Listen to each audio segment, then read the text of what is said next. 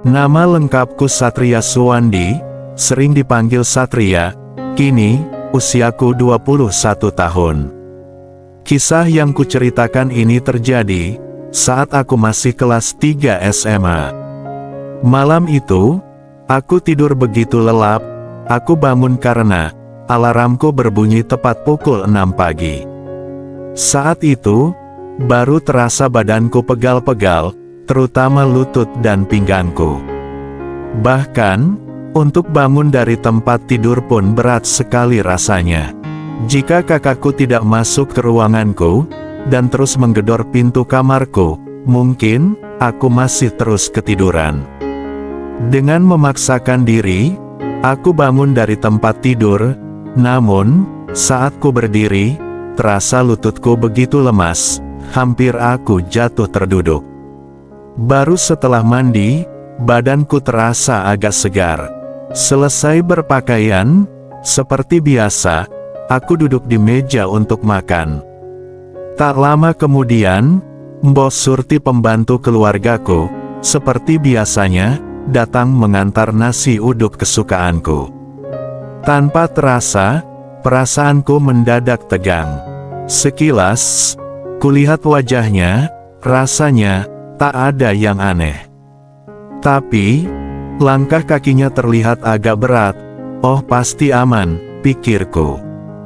Ketika aku minta telur rebus setengah matang, dia menjawab dan berlaku seperti biasa saja. Aku pun makin yakin, dia tak mempermasalahkan yang terjadi semalam. Aku pun menjalani hari-hari selanjutnya seperti biasa. Sikapku jika berdekatan dengan Mbok Surti tetap seperti biasa, seakan tak pernah terjadi apa-apa. Padahal, setiap saat aku selalu mencari waktu untuk mengulang pekerjaan yang diimpikan itu, karena memang Mbok Surti juga seorang janda. Namun, akhir-akhir ini, aku sudah jarang mendapat pekerjaan itu darinya, karena akhir-akhir ini, dia sering istirahat bersama kakak perempuanku. Sikapku selalu dapat kujaga, tapi, temanku yang sesuatu itu tidak. Hampir setiap aku dekat Mbok Surti, temanku langsung merespon. Pertama, masih bisa ku bendung, tapi, makin lama ku bendung, makin pusing kepalaku. Aku tidak suka bekerja dengan tanganku sendiri, karena kupikir, kenapa mesti sendiri, jika ada yang lebih nyata. Akhirnya, aku punya incaran baru, yaitu, guru matematikaku, yang bernama Bu Indah. Usianya 52 tahun, dan juga berstatus janda yang memiliki 2 orang anak, dan sekarang, ia tinggal sendiri saja di sebuah kos-kosan, karena anaknya ikut dengan mantan suaminya. Entah kenapa, aku begitu terpesona dengan yang lebih jauh di atasku, yang memiliki aura keibuan. Sesuai dengan namanya, kulitnya putih bersih, wajahnya masih cantik, tapi, yang lebih penting bagiku adalah, sesuatu itu yang begitu megah. Setiap hari aku memutar otak, dan mencari akal, bagaimana caranya supaya aku bisa mendapatkan kesempatan untuk mendapatkannya. Suatu hari, aku dipanggil ke ruang guru oleh Bu Indah, dan aku dimarahi, karena nilai ulangan matematikaku hancur, padahal, aku sengaja tidak belajar, supaya diperhatikan sama Bu Indah.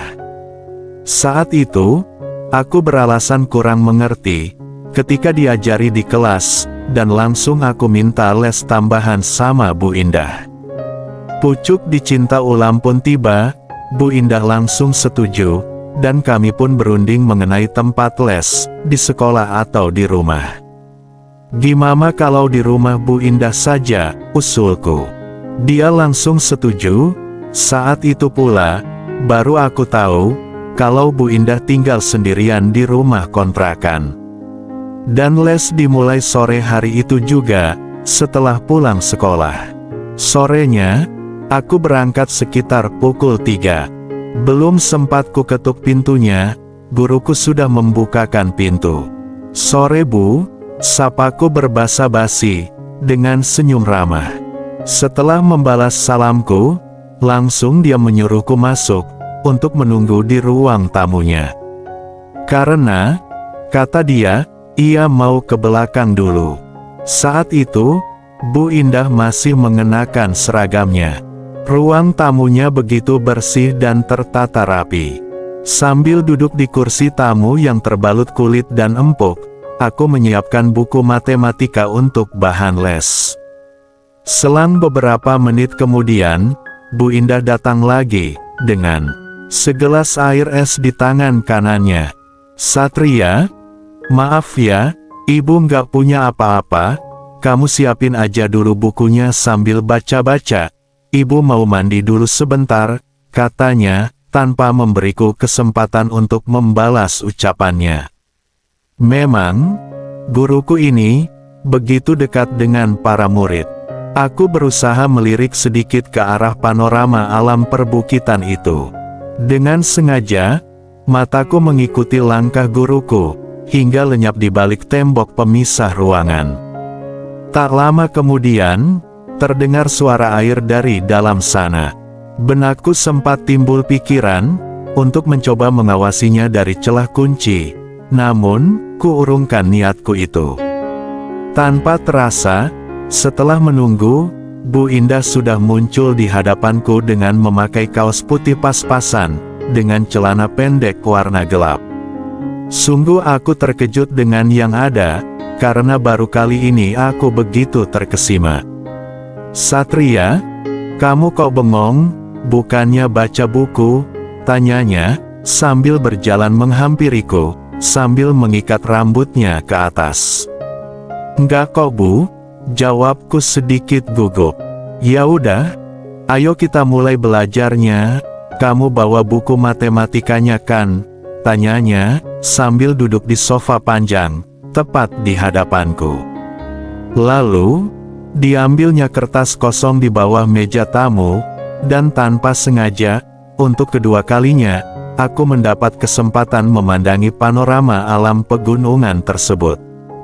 Kali ini, keberuntunganku cukup lama, karena guruku sedikit membereskan majalah-majalah di bawah meja. Perasaanku tak karuan, jantungku berdegup kencang, tercium aroma parfum yang lembut di hidungku, makin membuat dudukku nggak nyaman, dan aku tahu apa sebabnya. Hingga akhirnya, Bu Indah memberiku soal latihan untuk dikerjakan. "Coba saat kamu kerjakan ini, soal yang tadi siang untuk PR, Ibu pingin tahu, kamu udah ngerti apa belum?" ujarnya. Kemudian, dia berdiri sambil ngambil sebuah majalah dari meja sudut, kemudian, duduk di kursi sebelah kanan depanku. Sekilas, kulihat dia membacanya, sambil duduk miring, menghadap ke arah jalan. Sambil mencoba menyelesaikan soal itu, kuperhatikan guruku membaca sebuah majalah Kartini. Kemudian, kelihatan guruku merubah posisi duduknya, dengan sedikit membelakangiku, sambil menumpangkan kaki kanan. Dengan sedikit bersandar, sambil memeluk bantal guling kecil di kursi. Langsung aku menghentikan belajarku, kupandangi dari belakang. "Oh, sungguh indah sekali panorama alam itu," pikirku. Selang beberapa saat aku terpana, tiba-tiba, Bu Indah menengok ke arahku, lalu memperbaiki posisi duduknya.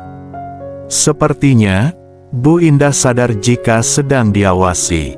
Dia membereskan kondisinya, lalu dia kembali duduk di sampingku dengan sopan. Jarak dengan diriku hanya sejengkal saja, dan ya, aroma parfum begitu harum sekali, tak sabar aku untuk memberi rangkul semangat. Setelah kami berdiskusi tentang matematika, hampir 1 jam lebih, obrolan mulai melebar, kami semakin akrab. Entah bisikan dari mana yang menyuruhku, hingga aku semakin berani. Tanpa basa-basi, aku memberi rangkul, dan mengambil langkah duluan. Dia kaget sekali, dan matanya melotot. "Satria, kenapa ini?" katanya, sambil menggelengkan kepalanya untuk menghindari perhatianku. Akhirnya, usahaku membuahkan hasil. Dia mulai merespon kebaikan yang aku berikan. Ketika aku ingin memindahkan semua pintu penghalang, mendadak, kedua tangannya menepis tanganku, sambil berkata, "Cukup ya, jangan diteruskan lagi perjalanan ini. Ingat ya, yang sopan." Matanya memandang tajam ke mataku, sambil mendorong kesal. Aku kaget, dan terdiam sejenak. Wah, bahaya nih. Tapi sudah tanggung perjalanannya, pikirku, aku benar-benar sudah nekat. "Bu, ibu cantik sekali. Maafin Satria ya bu. Bu Indah sayang, maafin Satria ya," bisikku. "Satria, sudah ya, jangan diteruskan lagi perjalanan ini. Ibu takut," ucap Bu Indah dengan lirih.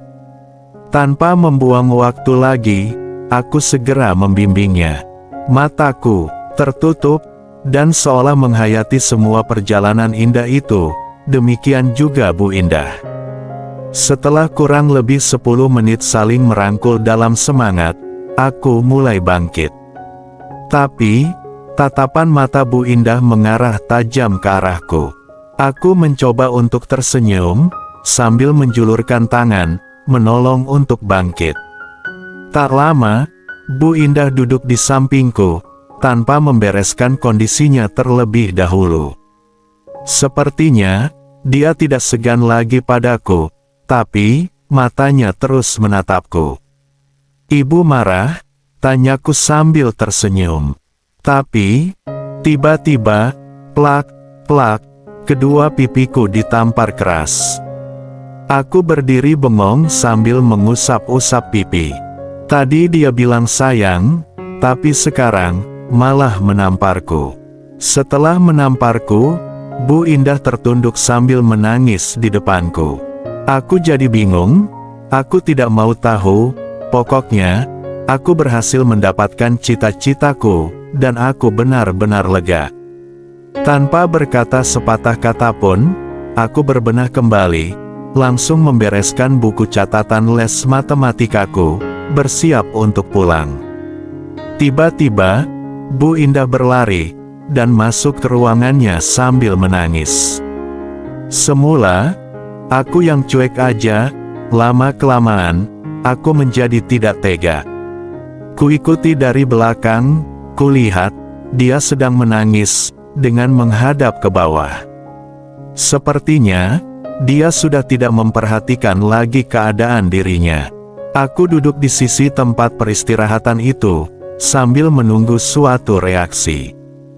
Kulihat, jam sudah menunjukkan pukul 6 malam, hampir 15 menit aku menunggu, tapi, isakan Bu Indah belum berhenti juga. Ketika aku duduk di sampingnya, ku coba menjangkau tangannya, namun, langsung ditepis olehnya. Tampaknya, Bu Indah marah padaku. Akhirnya, ku timbang-timbang, antara pulang saat itu juga, atau menunggu sampai kemarahan Bu Indah reda. Tapi, pikiranku semakin sulit diajak kompromi. Perhatianku tetap tertuju pada tempat itu. Apakah Bu Indah masih mau melanjutkan perjalanan sesuatu itu lagi, selagi dia masih marah padaku? Tapi, jangankan ku ulangi perjalanan tersebut, baru ku jangkau tangan pun, sudah ditepis. Bu Indah tahu aku mendekatinya, namun, dia malah menutupi kepalanya dengan bantal. Tapi, aku tak peduli, yang kuperhatikan hanya pada sesuatu tersebut. Sambil menunggu saat yang tepat, ku coba bersikap baik. Ternyata, Bu Indah tidak menunjukkan penghalauan atas perjalanan yang akan kulakukan. Aku pun semakin berani, dan tanpa ragu-ragu, langsung kumulai saja perjalanan itu. Saat itu, Bu Indah kaget sekali. Kulihat, mata Bu Indah berkaca-kaca. "Satria, sudah ya perjalanannya, Ibu mohon, jangan diterusin perjalanan ini," Ibu takut Halimah, pintanya. Lalu, kami saling pandang, lama, tak ada yang bergerak di antara kami. Bu Indah menundukkan kepalanya sambil berkata, "Kamu memang anak nakal, jahil, kamu gak mudah menyerah rupanya, gak mau nurut sama omongan saya," ujarnya. Selama beberapa menit kami terdiam dalam rangkul. Ketika aku akan mengambilnya, Bu Indah berbisik, "Entar aja, jangan dulu, ibu masih butuh seperti ini," sambil menjangkau rambutku dengan penuh kelembutan. Tak lama kemudian, secara bersamaan, kami menutup mata. Dan ketika aku membuka mata, ternyata, Bu Indah sedang memandangiku. Kemudian, dia menjangkau hidungku dan berkata, "Kamu ini memang gak punya sopan santun, umur kamu berapa sih?" ujarnya. Melihat sikapnya yang ramah disertai senyum, aku jadi berani. "Ibu gak usah nanya umur deh, yang penting, aku jatuh hati sama ibu," jelasku. "Kamu ini, ngomong, kayak udah orang besar aja," ucapnya. "Emang, kenapa sih kamu suka sama ibu?" lanjutnya. "Kok nanyanya gitu? Ibu mau apa enggak kalau saya jatuh hati sama ibu?" aku balik bertanya. "Kalau kamu udah dewasa, ibu pasti nerima kok, tapi sekarang, ibu pengen tahu, kenapa kamu bisa seperti itu?" katanya penasaran, sambil memencet hidungku. "Enggak ah, entar ibu marah kalau Satria jawab," sahutku. "Enggak, ibu nggak bakalan marah, sumpah," ucapnya. "Satria suka sama ibu." Karena aku tidak meneruskan jawabanku, dia makin penasaran. "Karena apa sih?" tanyanya sambil cemberut. "Karena ibu baik, cantik, terus karena ini dan ini," kataku sambil menunjuk sesuatu itu. "Yang sopan ya, nanti ibu tampar lagi, mau?" katanya sambil melotot, tapi mulutnya tersenyum manis. Dalam rangkul, Bu Indah berbisik di telingaku, "Ibu sayang kamu jangan pulang, masih banyak yang ingin ibu omongin sama kamu. Sekarang, kita istirahat aja ya," ucapnya. "Ya udah deh, gimana ibu aja," ujarku. Kulihat, jam sudah menunjukkan pukul 8 malam. Tak lama kemudian, kami terlelap dengan perasaan bahagia.